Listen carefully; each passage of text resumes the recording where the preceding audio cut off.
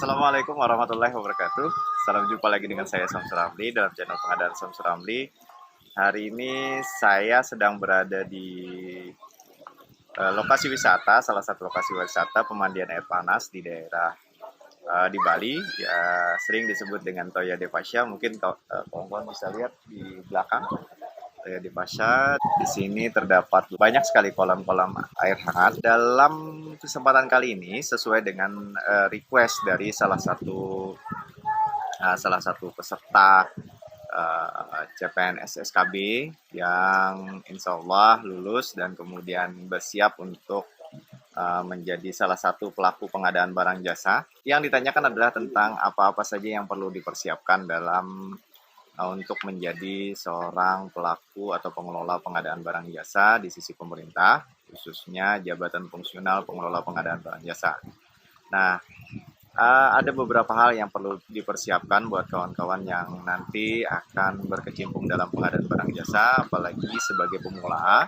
Yang pertama adalah mempelajari tentang regulasi yang ada, yaitu regulasi-regulasi yang paling penting dipelajari adalah regulasi pertama, bukan regulasi tentang hukum pidana, hukum perdata, atau segala macam ya. Yang paling utama itu adalah tentang pengelolaan keuangan. Untuk teman-teman yang di daerah, itu wajib untuk mempelajari tata laksana pengelolaan keuangan daerah. Yang paling pertama juga adalah tentang mengenal istilah-istilah dalam pengelolaan keuangan daerah. Misalkan apa yang disebut dengan APBD, anggaran pendapatan belanja daerah. Kemudian anggaran belanja daerah itu terdiri dari anggaran pendapatan, anggaran belanja. Nah, anggaran belanja itu apa saja? Anggaran belanja itu biasanya dikenal dengan anggaran belanja personil, anggaran belanja barang dan jasa, kemudian anggaran belanja modal. Jadi ada 3 klaster itu. Nah, itu juga harus dipelajari lingkupnya apa. Belanja personil misalkan seperti apa, kemudian belanja barang dan jasa itu apa beda antara barang dan jasa dengan pengadaan barang atau jasa. Jadi di dalam pengadaan dikenal barang atau jasa, di dalam belanja disebutnya belanja barang dan jasa. Kemudian belanja modal. Belanja modal ini sebenarnya barang dan jasa juga, cuma peruntukannya untuk yang dapat dicatatkan di dalam aset, yaitu yang umur ekonomis, umur teknisnya itu melebihi 1 tahun. Nah, 3 karakteristik belanja ini penting sekali juga untuk dipelajari. Kemudian nanti juga yang paling penting adalah memahami bahwa anggaran belanja itu, kenapa saya tidak sebutkan pendapatan, karena orang pengadaan itu jarang bersentuhan dengan istilah-istilah pendapatan. Jadi menurut saya tidak terlalu urgent, tapi tetap wajib juga dipelajari, cuman tidak terlalu urgent untuk tahap-tahap awal.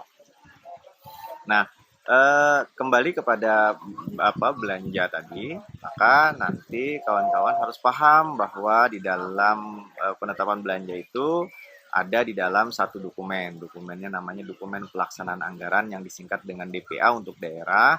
Kalau untuk APBN itu disingkat dengan DIPA, dokumen isian pelaksanaan anggaran.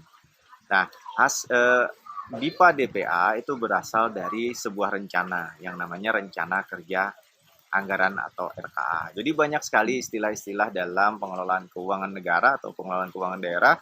Kemudian juga buat teman-teman di daerah ya otomatis wajib mempelajari juga pengelolaan keuangan daerah. Nah, kan akan bersentuhan dengan pengelolaan keuangan negara juga. Jadi kalau yang teman-teman di daerah agak lebih banyak yang perlu dipelajari. Sementara kalau teman-teman APBN, yang di APBN untuk mempelajari keuangan daerah itu tidak terlalu besar komponennya, cukup pengetahuan saja. Tapi nanti di pengelolaan keuangan negaranya itu yang penting. Kalau pengelolaan keuangan daerah itu diatur oleh Peraturan Menteri Dalam Negeri, secara detailnya tata laksananya, pedomannya ada di peraturan pemerintah. Nah, peraturan pemerintahnya apa? Misalkan peraturan pemerintah nomor 12 tahun 2019, itu untuk daerah. Untuk APBN ada peraturan pemerintah nomor 13 tahun 2000, peraturan pemerintah nomor 45 tahun 2013 tentang pengelolaan APBN. Itu untuk apa yang harus dipelajari. Nah, yang di RKA DPA itu mencakup lingkup visi, misi, program, kegiatan. Ada sasaran, ada tujuan, tapi saya singkat saja visi, misi, program, kegiatan. Nah, Wilayah belanja itu sampai kegiatan. Kegiatan itu apa? Kegiatan itu adalah input. Kemudian outputnya apa? Outputnya adalah barang jasa. Nah, proses itu adalah pengadaan barang jasa. Nah, jadi orang pengadaan atau pengelola pengadaan itu berwenang untuk melaksanakan di wilayah proses dalam mencapai output. Itulah disebut dengan pengadaan barang atau jasa. Jadi, yang dipelajari adalah aturan tentang pengelolaan keuangan daerah dan negara, kemudian bagaimana memahami tentang input, ada input belanja personil, ada input belanja barang dan jasa, ada input belanja modal. Kemudian nanti input ini bertujuan untuk menghasilkan output. Outputnya apa? Barang atau jasa. Nah, begitu menghasilkan output tentu ada proses-proses ini yang disebut dengan pengadaan barang atau jasa. Maka yang perlu dipahami sekali lagi adalah peraturan-peraturan tentang pengelolaan keuangan, kemudian peraturan-peraturan tentang barang dan jasa atau barang jasa. Pengadaan barang jasa tentu Perpres 16 tahun 2018, dan untuk konstruksi ada Permen PU atau ada Undang-Undang Nomor 2 tahun 2017, PP 22 tahun 2020 dan seterusnya. Jadi intinya itu yang paling penting perlu dipelajari.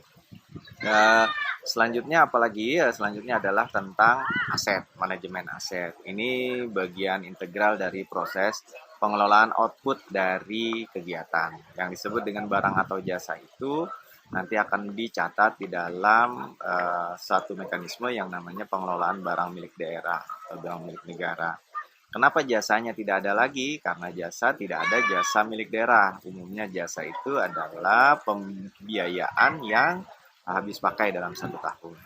Jadi ada regulasi, paling pertama adalah regulasi tentang pengelolaan keuangan daerah, regulasi yang kedua pengadaan barang jasa, kemudian regulasi yang ketiga adalah tentang aset ya, barang milik negara atau barang milik daerah.